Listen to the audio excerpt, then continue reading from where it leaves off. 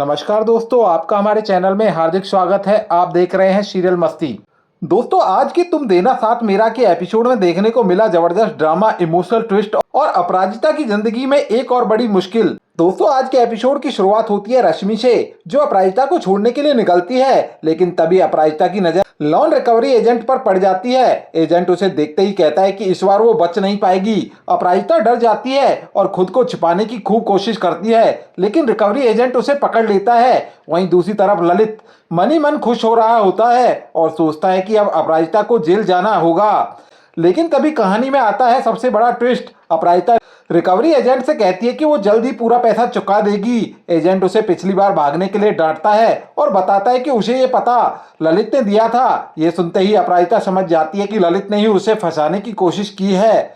अपराजिता तुरंत ललित को सबके सामने ले आती है और रिकवरी एजेंट से कहती है कि ललित बहुत ईमानदार इंसान है, इसलिए उसे ही गारंटर बना दिया जाए। वो कहती है कि पति से बेहतर गारंटर कौन हो सकता है। ये सुनकर ललित के होश उड़ जाते हैं। वो घबराकर कहता है कि उसके पास पैसे नहीं है, लेकिन अपराजिता उसे याद दिलाती है कि पति होने के नाते उसे जिम्मेदारी उठानी पड़ेगी।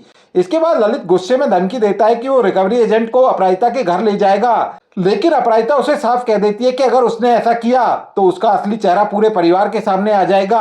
ये सुनकर ललित चुप हो जाता है और अपराजिता वहां से रश्मि के साथ निकल जाती है।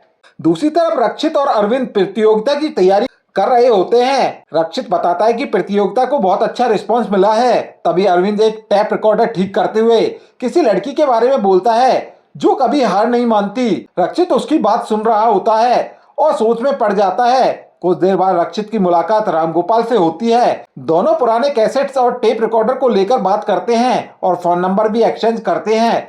इधर अपराजिता रक्षित के ऑफिस पहुंचती है, लेकिन वहां उनका आमना सामना होता है ईरा से।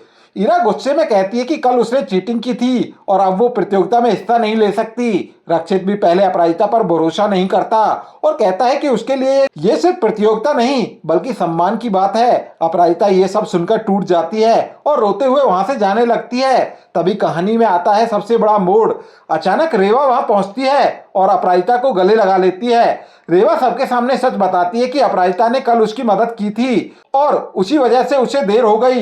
ये सुनकर रक्षित को अपनी गलती का एहसास होता है, लेकिन ईरा फिर भी कहती है कि नियम तो नियम होते हैं। तभी रक्षित बहुत बड़ा फैसला लेते हुए कहता है कि इंसानियत किसी भी नियम से बड़ी नहीं होती। अपराजिता ने चीटिंग नहीं की बल्कि किसी की मदद की थी, इसलिए उसे प्रतियोगिता में हिस्सा लेने का पूरा हक है। ये सुनकर अपराजिता और रेवा दोनों खुश हो जाते हैं, जबकि ईरा गुस्से में वहां से चली जाती है। वहीं दूसरी तरफ लोन रिकवरी टीम ललित को अपने साथ ले जाती है। मजबूरी में ललित को अपने सोने की अंगूठी देकर ईएमआई भरनी पड़ती है, लेकिन जाते जाते वो सोचता है कि अब उसकी बारी है बदला लेने की। अब देखना बेहद दिलचस्प होगा कि क्या ललित अपराजिता के खिलाफ कोई नई साजिश रचेगा।